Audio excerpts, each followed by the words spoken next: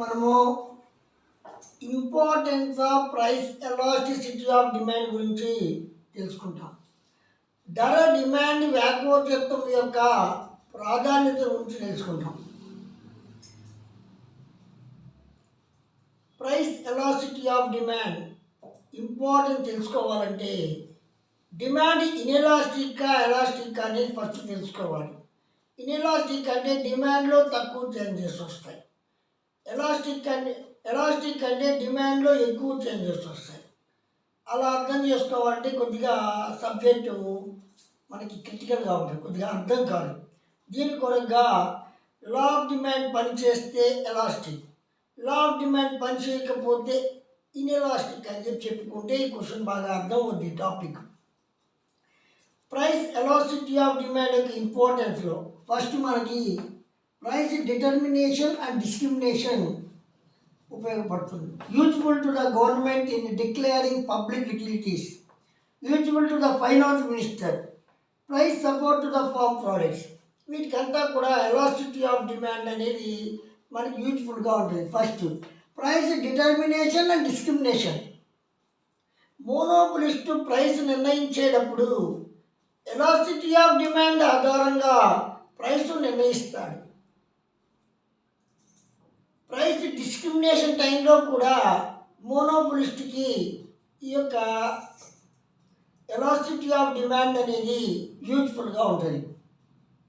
Price determination, monopolist అంటే ఒక కమాడిటీకి sale చేసి ఒకే సెల్లర్ ఉంటాడు. అతను ఏదైతే ధర ఫిక్స్ చేస్తారో మార్కెట్లో దాన్నే పర్చేజ్ చేయాలి. కాబట్టి మోనోపోలిస్ట్ వచ్చేసి ప్రైస్ నిర్ణయించేటప్పుడు ఎలాస్టిక్ డిమాండా ఇన్ఎలాస్టిక్ డిమాండా కమాడిటీకి దృష్టిలో పెట్టుకొని ప్రైస్ నిర్ణయిస్తాడు. కమాడిటీకి డిమాండ్ కానీ ఇన్ఎలాస్టిక్గా కానీ ఉంటే ఎక్కువ ప్రైస్ నిర్ణయిస్తాడు. కమాడిటీకి డిమాండ్ కానీ ఎలాస్టిక్గా ఉంటే తక్కువ ప్రైస్ నిర్ణయిస్తాడు. మోనోపోలిస్ట్ వచ్చి కమాడిటీకి డిమాండ్ ఇన్ఎలాస్టిక్గా ఉంటే ప్రైస్ పెంచినా కూడా డిమాండ్ తగ్గదు, అందుకని ఎక్కువ ప్రైస్ ఛార్జ్ చేస్తాడు. అదే నీకు ప్రైస్ కానీ తగ్గిస్తే డిమాండ్ పెరుగుతుంది కాబట్టి అప్పుడు నీకు ఎలాస్టిక్ డిమాండ్ అయితే నీకు తక్కువ ప్రైస్ ఛార్జ్ చేస్తాడు. కాబట్టి కమాడిటీకి డిమాండ్ ఇన్ఎలాస్టిక్గా ఉంటే ఎక్కువ ప్రైస్ ఛార్జ్ చేస్తాడు. కమాడిటీకి డిమాండ్ ఎలాస్టిక్గా ఉంటే తక్కువ ప్రైస్ చేసి మ్యాక్సిమం ప్రాఫిట్స్ అనేది పొందగలుగుతాడు. అంటే ఈ యొక్క మోనోపోలిస్ట్ యొక్క మెయిన్ ఏమైందంటే ఈయన లాభాలు సంపాదించాలి మ్యాక్సిమంగా, అందుకని ప్రైస్ డిటర్మినేషన్ అప్పుడు ఎక్కువ ప్రైస్ నిర్ణయిస్తుంది. ఇన్ఎలాస్టిక్ డిమాండా ఎలాస్టిక్ డిమాండా అని దాన్ని బట్టి ప్రైస్ అనేది నిర్ణయిస్తాడు. కాబట్టి ఇక్కడ ప్రైస్ డిస్క్రిమినేషన్, ఒకే కమాడిటీని ఒక్కొక్క మార్కెట్లో ఒక్కొక్క ప్రైస్ నిర్ణయిస్తే ప్రైస్ డిస్క్రిమినేషన్ అంటాడు. ఇన్ఎలాస్టిక్ డిమాండ్ గల మార్కెట్లో ఎక్కువ ప్రైస్ ఛార్జ్ చేస్తాడు, ఎలాస్టిక్ డిమాండ్ గల మార్కెట్లో తక్కువ ప్రైస్ ఛార్జ్ చేస్తాడు. కాబట్టి useful to the government in declaring public utilities, కొన్ని కమాడిటీస్కి వెల్ఫేర్ దృష్టిలో పెట్టుకొని ప్రైస్ నిర్ణయించాలి, దాన్ని పబ్లిక్ యూటిలిటీస్ అంటారు. అటువంటి కమాడిటీస్కి ప్రైస్ నిర్ణయించేటప్పుడు గవర్నమెంట్ కొన్ని ప్రికాషన్ తీసుకున్న దానికి ఎలాస్టిసిటీ ఆఫ్ డిమాండ్ యూజ్ఫుల్గా ఉంటుంది. కొన్ని కమాడిటీస్ వచ్చి ఇన్ఎలాస్టిక్ డిమాండ్ కలిగి ఉంటాయి. అంటే ఎలక్ట్రిసిటీ, ట్రాన్స్పోర్ట్. ఎలక్ట్రిసిటీని ప్రైవేట్ ఇండివిజువల్స్ కూడా ప్రొడ్యూస్ చేస్తారు. అంటే రిలయన్స్ పవర్, అదేవిధంగా అడానీ పవర్, తర్వాత జేఎస్డబ్ల్యూ పవర్, టాటా పవర్, ఇవన్నీ కూడా ప్రైవేట్ వాళ్ళు కూడా ఎలక్ట్రిసిటీని ప్రొడ్యూస్ చేస్తారు. గవర్నమెంట్ కూడా ఎలక్ట్రిసిటీని ప్రొడ్యూస్ చేస్తుంది, ఎన్టీపీసీ. తర్వాత ఇలా నీకు గవర్నమెంట్ చేతిలో కూడా ఉంటాయన్నమాట. కాబట్టి ప్రైవేట్ వాళ్ళకి అప్పచెప్పినప్పుడు ఇది నెససరీ కాబట్టి సమ్మర్ టైంలో ఎక్కువ డిమాండ్ ఏర్పడుతుంది, కానీ ప్రైస్ ఎక్కువగా పెంచేస్తారు. అందుకని గవర్నమెంట్ ఏం చేస్తుందంటే పబ్లిక్ యూటిలిటీస్, పబ్లిక్ వెల్ఫేర్ని దృష్టిలో పెట్టుకొని కంట్రోల్ చేస్తుంది. ఈ ప్రైస్ నిర్ణయించి ఈ ప్రైస్కి మాత్రమే మీరు అమ్మాలి అని చెప్పి. అదే ట్రాన్స్పోర్ట్లో కూడా కొన్ని దగ్గరలో కొండ ప్రాంతాల్లో వాటిలో అంతా కూడా ట్రాన్స్పోర్ట్ ఎక్కువ ఖర్చు ఉంటుంది. అందుకని నిత్యావసర వస్తువులకి అంతా కూడా గవర్నమెంట్ వచ్చి తక్కువ ట్రాన్స్పోర్ట్తో తక్కువ ఖర్చుతో ట్రాన్స్పోర్ట్ చేస్తున్నాయి. అస్సాము, మేఘాలయ అక్కడంతా కూడా నెసరీ వస్తువులకి ట్రాన్స్పోర్ట్ చేయడం ఎక్కువ ఖర్చుతో కూడా పని. గవర్నమెంట్ రిస్ట్రిక్షన్ విధిస్తుంది. కాబట్టి ఈ రేటు కంటే ఎక్కువగా మీరు విధించకూడదు అని చెప్పి. అలా నీకు పబ్లిక్ యుటిలిటీస్ అంటారు. ప్రైవేట్ సెక్టర్ వాళ్ళు ఎక్కువగా లాభం రావాలనే ఉద్దేశంతో వీటిని ప్రొడ్యూస్ చేస్తారు కాబట్టి గవర్నమెంట్ దీన్ని పబ్లిక్ యుటిలిటీస్గా చెప్పి ప్రైస్ని గవర్నమెంట్ కంట్రోల్ చేస్తుంది. Usual to the finance minister. ఈ యొక్క ప్రైస్ ఎలాసిటీ ఆఫ్ డిమాండ్ అనేది ఫైనాన్స్ మినిస్టర్ కూడా యూజ్ఫుల్గా ఉంటుంది. గవర్నమెంట్కి ఇన్కమ్ రావాలి అంటే, రెవెన్యూ రావాలి, ట్యాక్స్లు ఎక్కువగా విధించాలి. ఫైనాన్స్ మినిస్టర్ వచ్చి ఇన్ఎలాస్టిక్ డిమాండ్ గల కమాడిటీస్కి ఏమో ఎక్కువ ప్రైస్ ట్యాక్స్లు విధిస్తాడు. ఇప్పుడు ధనవంతులు వాడతారు, లగ్జరీస్ వాడతారు, కాస్ట్లీ కార్డులు ఉంటాయి, నెక్స్ట్ గోల్డ్ ఉంటుంది.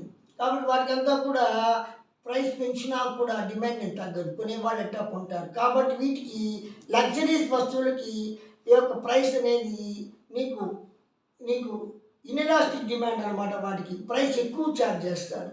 దీనివల్ల గవర్నమెంట్ రెవెన్యూ అనేది పెరుగుతుంది. అదే నెససరీస్ వస్తువులకేమో ఫైనాన్స్ మినిస్టర్ వచ్చేసి తక్కువ ప్రైస్ నిర్ణయిస్తాడు, ఎందుకంటే అవసరం కాబట్టి. కానీ ఫైనాన్స్ మినిస్టర్ కానీ గవర్నమెంట్ కానీ ఎక్కువ రెవెన్యూ కావాలని కోరుకుంటే ఎక్కువ ప్రైస్ అనేది నిర్ణయిస్తాడు. ప్రైస్ సపోర్ట్ ద ఫార్మ్ ప్రోడక్ట్స్కి ప్రైస్ సపోర్ట్ ఇవ్వడం. కొన్ని అగ్రికల్చర్ ప్రోడక్ట్స్కి ఒక్కోసారి సప్లై ఎక్కువగా పెరిగిపోద్ది, అప్పుడు ప్రైస్ అనేది తగ్గిపోద్ది. ఓ ప్రైస్ తగ్గినప్పుడు ఆ ఫార్మర్స్ అంతా లాస్ పొందుతారు. అందువల్ల గవర్నమెంట్ అంటే ప్రైస్ సపోర్ట్ పాలసీని ఇస్తుంది. అంటే నీకు ప్రైస్ పెరిగిపోకుండా నీకు ఆ నెససరీ వస్తువులు కాబట్టి వాటికంతా ప్రైవేట్ వాళ్ళు ఏం చేస్తారంటే ప్రైస్ తగ్గించేస్తారు. ప్రైస్ తగ్గించినప్పుడు ఫార్మర్స్కి లాస్ అనేది వస్తుంది, వాళ్ళకి రెవెన్యూ రాదనమాట. అదే గవర్నమెంట్ సపోర్ట్ ప్రైస్ ఇచ్చి ఆపుతుంది. అట్లా ప్రైస్ ఎలాసిటీ ఆఫ్ డిమాండ్ దృష్టిలో పెట్టుకొని సప్లై పెరిగితే మరీ ప్రైస్ తగ్గిపోతే ఫార్మర్స్ ఇబ్బంది పడతారు. కాబట్టి గవర్నమెంట్ వచ్చేసి నీకు ప్రైస్ కంట్రోల్ చేస్తున్నారు, ప్రైస్ సపోర్ట్ ప్రైసెస్ అనేది ఇస్తుంది. ఆ price support price elasticity of demand ఆధారంగా గవర్నమెంట్ చేస్తుంది. కాబట్టి గవర్నమెంట్కి ప్రైస్ సపోర్ట్ పాలసీలో ప్రైస్ ఎలాసిటీ ఆఫ్ డిమాండ్ అనేది యూజ్ఫుల్గా ఉంటుందని చెప్పి ఇవన్నీ కూడా importance of the price elasticity of డిమాండ్గా చెప్పచ్చు. ఇప్పుడు మనము ధర డిమాండ్ వ్యాకోచితం యొక్క ప్రాధాన్యత తెలుసుకున్న తెలుగు మీడియంలో మనము ఎక్స్ప్లెయిన్ చేసుకుంటాం. అంటే తెలుగు మీడియం వాళ్ళు కూడా నీకు విడిగా వింటారని చెప్పి టైం వేస్ట్ కాకుండా నేరుగా టైం అనేది రాస్తాను నేను. ఆ టైం ప్రకారంగా మీరు తెలుగు మీడియం వాళ్ళు నేరుగా తెలుగులో వినొచ్చు, ఇంగ్లీష్ కూడా తెలుగులో కూడా వినొచ్చు. ఇప్పుడు నీకు ధర డిమాండ్ వ్యాకోచితం ప్రాధాన్యతలు ఫస్ట్ది ధర నిర్ణయము, ధర విచక్షణ, ప్రభుత్వ ప్రయోజనాలు, ఆర్థిక మంత్రి, వ్యవసాయ ఉత్పత్తులకు మద్దతు ధర. ఫస్ట్ది నీకు ధర నిర్ణయము, ధర విచక్షణ కూడా ధర డిమాండ్ వ్యాకోచితం ఉపయోగపడదు. ఏకస్వామ్యదారుడు వస్తువులకి ధర నిర్ణయించేటప్పుడు వ్యాకోచ డిమాండ్, అవ్యాకోచ డిమాండ్ బట్టి ధర నిర్ణయిస్తాడు. ఒక వస్తువుకి డిమాండ్ అవ్యాకోచంగా ఉందనుకో ఎక్కువ ధర నిర్ణయిస్తాడు. ఒక వస్తువుకి వచ్చి వ్యాకోచ డిమాండ్ వరకు తక్కువ ధర నిర్ణయిస్తాడు. అవ్యాకోచ డిమాండ్ ఎందుకంటే ధర పెంచినా కూడా డిమాండ్ తగ్గదు కాబట్టి అవ్యాకోచ డిమాండ్ గల వస్తువులకి ఎక్కువ ధర నిర్ణయిస్తాడు, వ్యాకోచ డిమాండ్ గల వస్తువులకి తక్కువ ధర నిర్ణయిస్తాడు. అదేవిధంగా విచక్షణాత్మక ఏకస్వామ్యం అంటే ఏకస్వామ్యదారుడు విచక్షణగా అంటే ఒకే వస్తువుని ఒక్కొక్క మార్కెట్లో అమ్మినప్పుడు ఒక్కొక్క ధర నిర్ణయిస్తాడు. అంటే నీకు ఒకే వస్తువు నీకు ఈ యొక్క చలికాలంలో ఉత్తరప్రదేశ్లో అంతా అటు పక్క అంతా కూడా వాతావరణం చలిగా ఉంటుంది. ఆ చలిగా ఉన్నప్పుడు అక్కడ స్వెట్టర్లు నీకు ఎక్కువ డిమాండ్ ఏర్పడింది కాబట్టి అక్కడ ఎక్కువ ధర నిర్ణయిస్తారు.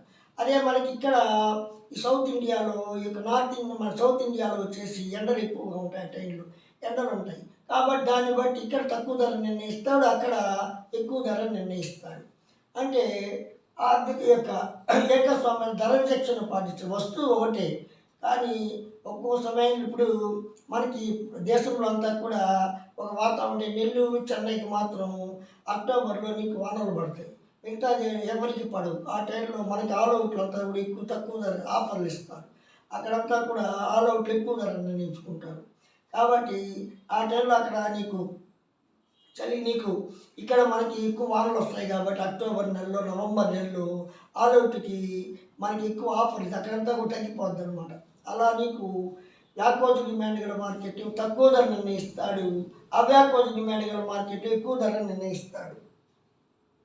నెక్స్ట్ ప్రభుత్వ ప్రజా ప్రయోజనాలు. కొన్ని అత్యవసర వస్తువుల విషయంలో ప్రభుత్వం వచ్చేసి ప్రజా ప్రయోజనాలు దృష్టిలో పెట్టుకొని ధరలు నిర్ణయిస్తుంది. అంటే నీకు రవాణా సౌకర్యాలు, విద్యుత్ శక్తి ఉంది. విద్యుత్ శక్తి అనేది తప్పనిసరిగా అవసరం. నీకు రవాణా టైంలో నీకు విద్యుత్ శక్తి అనేది ఇప్పుడు ఎండాకాలంలో విద్యుత్ శక్తి ఎక్కువ డిమాండ్ పెరగద్ది.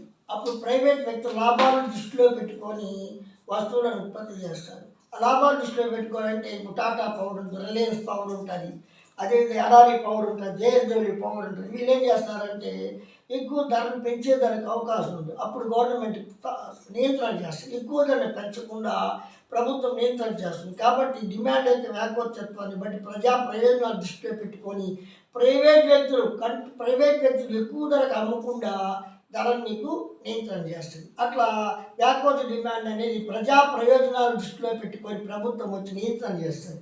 కాబట్టి ప్రభుత్వానికి ఇది ఉపయోగపడుతుంది.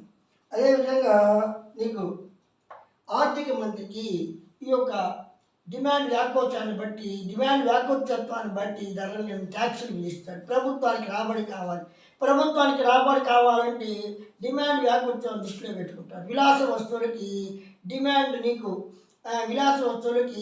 ఆర్థిక మంత్రి పన్ను విధిస్తాడు. బంగారం కానీ లేకపోతే కాస్ట్లీ కార్లు కానీ మీరు ధర పెంచినా కూడా డిమాండ్ తగ్గదు. ధర పెంచినా డిమాండ్ తగ్గదు. కాబట్టి ఇక్కడ డిమాండ్స్ పంచేలా. కాబట్టి ఏం చేస్తాడు, వీటికి ఎక్కువగా ధర విధిస్తాడు. అయినా గవర్నమెంట్కి ఆదాయం అనేది వస్తుంది. అట్లా నీకు ధనవంతులకు సంబంధించిన వస్తువులు, ఎవరికి ఇబ్బంది అయిన వస్తువులు, ఇప్పుడు సిగరెట్లు ఉన్నాయి, మద్యం ఉంది, ధర పెంచినా కూడా తాగుతూనే ఉంటారు, ఆరోగ్యం పోయినా పర్వాలేదు. ప్రభుత్వం ఏం చేయాలి, వాడికి ధరలు పెంచేస్తుంది, సిగరెట్లు కంపెనీ ధరలు పెంచేస్తుంది. అప్పుడు ధర పెరిగింది, గవర్నమెంట్కి ఆదాయం వస్తుంది. వైన్లకు కూడా అంతే, ధర పెంచేస్తుంది. ధర పెంచినప్పుడు కూడా గవర్నమెంట్కి ట్యాక్సేషన్ వస్తుంది. అట్లా ఆర్థిక మంత్రి పన్నులు విధించేటప్పుడు రాబడి కావాలంటే వ్యాకోచ డిమాండ్, అవ్యాకోచ డిమాండ్ బట్టి ధర నిర్ణయిస్తాడు. అదే వ్యవసాయ ఉత్పత్తులు మద్దతు ధర. వ్యవసాయ వస్తువుల మద్దతు ధరలో కూడా ధర డిమాండ్ వ్యాకోచత్వం అనేది ఉపయోగపడుతుంది. అంటే ప్రభుత్వం వచ్చి వ్యవసాయదారులకు మద్దతు ధర ప్రకటించేటప్పుడు డిమాండ్ వ్యాకోచత్వం దృష్టిలో పెట్టుకొని ధర నిర్ణయించి, మామూలుగా ఒక్కోసారి మన దేశంలో టమాటాలు ఉత్పత్తి తీసుకుంటాం. ఉదాహరణకి టమాటాలని విపరీతమైన పంట వచ్చేస్తుంది. అప్పుడు ఆటోమేటిక్గా ధర 5 రూపాయలు, 20 రూపాయలు ఉండే కేజీ, 15 రూపాయలు ఉండే కేజీ 2 రూపాయలకి 3 రూపాయలకు వచ్చేస్తుంది. అప్పుడు వాళ్ళ ఖర్చులు కూడా రావు రైతులకి. అప్పుడు రైతులు ఇబ్బంది కలగకుండా ఉండడానికి 5 రూపాయలు కానీ 7 రూపాయలు కానీ సపోర్ట్ ధర అనేది విధిస్తుంది. దీనివల్ల రైతులకు వచ్చే లాస్ లేకుండా మళ్ళీ పంటలు పండించుకునే దానికి అవకాశం ఉంది. అట్లా ఒక్కోసారి వస్తువులకు విపరీతమైన డిమాండ్ అనేది పెరిగినప్పుడు ప్రభుత్వం దానికి మద్దతు ధర ప్రకటిస్తుంది. అలా మద్దతు ధర, చెరుకు ధర కానీ మొక్కజొన్న ధరలకు కానీ వాటికంతా కూడా మద్దతు ధరలు ప్రకటిస్తుంది. అలా ధర డిమాండ్ వ్యాకోచత్వం అనేది వీటికి ఉపయోగపడుతుందని చెప్పచ్చు. డియర్ స్టూడెంట్స్, మీరు నా ఈ యొక్క టాపిక్ కానీ నచ్చితే మీకు లైక్ చేయండి, షేర్ చేయండి, సబ్స్క్రైబ్ చేయండి. సిలబస్ మారుంది కాబట్టి అందరికీ బాగా ఉపయోగపడుద్ది. కాబట్టి మీరు కూడా నచ్చితే మిగతా వాళ్ళకు కూడా షేర్ చేయండి. నా యొక్క ఛానల్ సపోర్ట్ చేస్తారని చెప్పి ఆశిస్తున్నాను.